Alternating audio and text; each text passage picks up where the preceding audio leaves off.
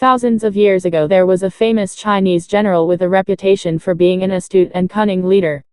One day, at the end of a long campaign, this general decided to stop in a stronghold with a small battalion of soldiers, sending his main fighting force ahead, to rest elsewhere. Meanwhile, one of his enemies catches wind of this, and decides to march his army of hundreds of thousands of soldiers on the general's all but defenseless position. In the middle of the night, the general's awoken by one of his men, who breaks the news. The enemy's close.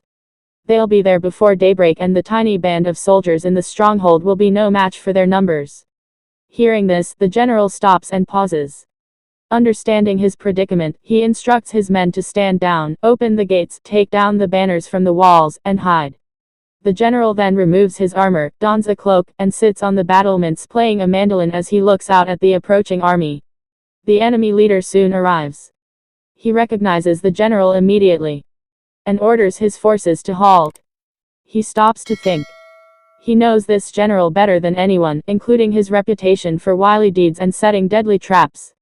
He waits some more. The presence of this infamous general, sitting there with such nonchalance, makes him question himself. Was the information he received false? Is the general luring him into a trap? Or is it a double bluff? Is this a ploy to make him question himself, and the general is, in fact, as defenseless as he seems? He waits some more. And then he orders his forces to retreat. Moral of the story. First, your reputation is crucial and can deliver all sorts of positive outcomes. Second, there's often a cleverer, more strategic way to achieve your goals. Never assume it takes sweat, blood and tears.